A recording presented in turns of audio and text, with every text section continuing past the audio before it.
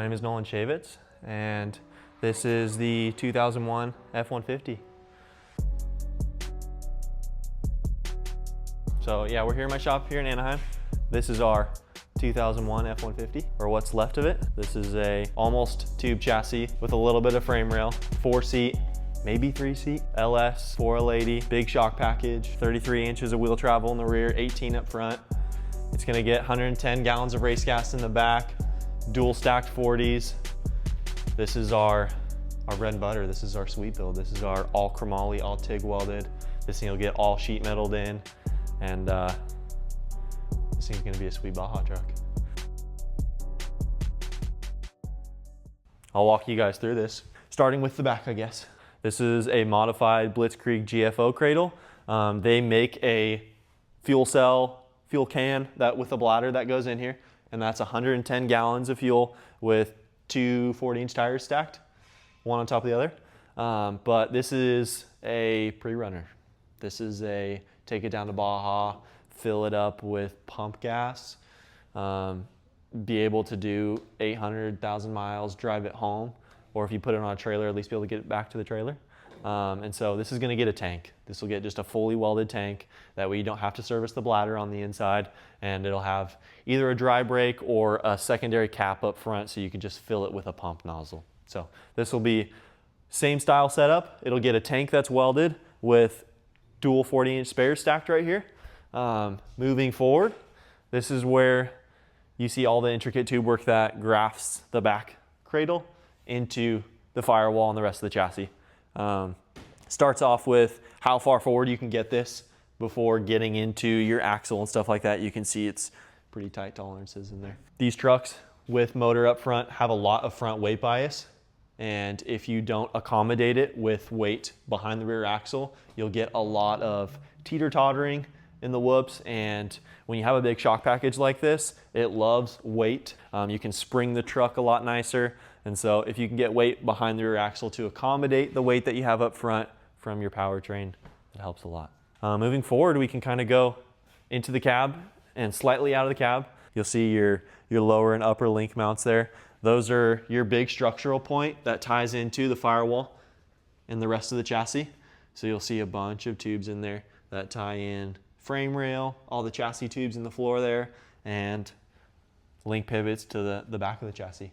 So this is a 4-inch Curry housing, a modified 4-inch Curry housing, really old trophy truck housing that got mounts taken off the top, as you can see with all the welds and stuff up there, and lower link mounts taken off too. Those guys were just super abused. So I changed the geometry on this guy to fit this truck, rotation of the pivots and stuff like that to work with the 4-link mounts up front. But this truck's at a stage where we are getting this thing fully cycling, shocks kind of resting in place, and it's time to build shock mounts for this. So this thing will do 33 metal kind of. The idea is to strap it, bump it conservatively. It'll probably do something like 29 inches of wheel travel when it's all bumped, strapped. Sway bar, not under aggressive angles and stuff like that. Sway bar will be, a bar end that comes through here on the rear cradle and probably tabbed off either the housing or the trailing arm. I haven't decided yet. We'll see what kind of real estate we have in there. These are the upper links. Upper links just got done getting welded to complement upper link mounts on the housing. So we spent some time jamming these in here nicely. I don't know what to do with my hands. This junction right here is here because of shock placement, and this tube has a big bend in it to accommodate the coilover. A lot of guys do shocks out of the cab in the back, and we're kind of a hybrid. Shocks half into the cab. It gives you shock mounts a little further in on the trailing arm down here, and gives you a little bit better motion ratio. You can get a little bit more travel out of a shock package that's moved a little closer up on the trailing arm. For shocks or coilover, it doesn't have a spring on it right now, but coilover gets a huge dual rate spring set up on it. Keep in mind these are at bump right now, so this trailing arm's all the way up. When this trailing arm's fully extended, this is a huge like 33-inch shock with 2 springs on it. The first one serves the purpose of holding the coils on it.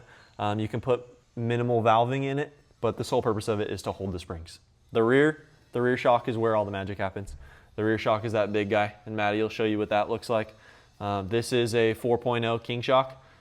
The purpose of this is to be a position sensitive damper. The tubes that you see, these cool looking things that are all welded. Let's see if I can reach around there. But all these cool tubes on the side of it serve the purpose of giving you position sensitive damping as it goes through the stroke and through the travel. So these shocks are roughly in place. So this is something that will be finalized when the shock mounts go in. I can kind of move forward with this. I have some parts in my way that we'll talk about in a second. This truck still has some of the sheet metal in it. The purpose of this was the 2 body mounts that are located underneath my junk here. The body mounts here served to square the cab away and give me a place to start the sheet metal moving back and moving forward. This truck will get some sort of like thin, 18 gauge, 21 gauge sheet metal that goes through this that has bead rolls and whatnot, all silicon bronze welded. The cab cage was actually the first thing to be built when this truck was just sitting cab on the table and there wasn't a bunch of stuff in the way and a bunch of tubes you had to climb through. The cab cage was built. The start of the cab cage is dash bar right there. Dash bar gives way to intrusion tubes that come up, your A-pillar tubes. The A-pillar tubes will have some cool gussets in there. This is all TIG double passed as well. And then your upper junction right here, kind of where all of your spider webs meet in the middle, your spider webs of chromoly steel. And then they go back to your big pockets up here, big junctions where your shock mount load and everything like that will come up from here and onwards and upwards. In areas that are going to see a bunch of load, like areas like right here that are going to pull load for the shock mount, areas like up here that are going to see compressional load for the shock mounts, I don't want those to flex much. I want those to have not a lot of movement and a bunch of surface area weld on there so you don't have any real area for a crack to start. The stuff that's sitting in here is the front long travel kit for this. This is a Blitzkrieg front long travel kit for these year trucks. So this will run same factory pivots that a 2001 F150 runs. So you can buy this kit from Blitzkrieg. It's a little dusty and the bolts are hanging out of it, but this is your 97 to 03, I think is the right thing. Oh, hey now. Hi, Bonnie. You guys will meet Bonnie. Come here, Bonnie. What are you doing, girl? Okay. Maybe she wants some turkey too. Okay, so that's Bonnie. She'll come back in here as she pleases and probably pee on me a little more too. But this truck still has a little bit of factory frame rail. You'll have to ignore the 99 to 06, no, 03 to 06 Chevy front clip on there. That is not for this truck. This is just sitting right here. It could be on the truck, maybe. If you guys like the Chevy Cat Eye on the Ford, this truck has some of that 97 to 03 F-150 frame rail. It's frame rail that's plated inside and out, and it has tube structure that ties in all the way back to your rear link pivots and all the way up to your front pivots. These sweet look. This thing is open in the front and the floor. This thing is waiting for powertrain. So motor will sit somewhere right here. Your like transmission bell housing will sit somewhere right here probably. And then it will get down tubes that go to a mid plate that holds the motor and transmission together. And then rear trans mount will sit right here. And then we will do the headers. So once this thing has front engine cage kind of in place, this thing is going to get an 8-in-1 collector. It's going to get an 8-in-1 exhaust collector that sits right above the tranny. This car will have a bunch of ducting and stuff that pulls air through the chassis and out through the back here. So this will probably get vents and stuff in the rear chassis here. And so this thing will get some wicked 8-in-1 headers, all in rotary firing order, that go up over the engine into a collector right here. Yes, it's going to introduce a lot of heat into the cab. This thing is front radiator, front coolers. And so this thing will have fans up front when it's idling. But the idea is when this thing's moving, it should be able to force a bunch of air through the center of the chassis and have a bunch of void here. This cab is super wide.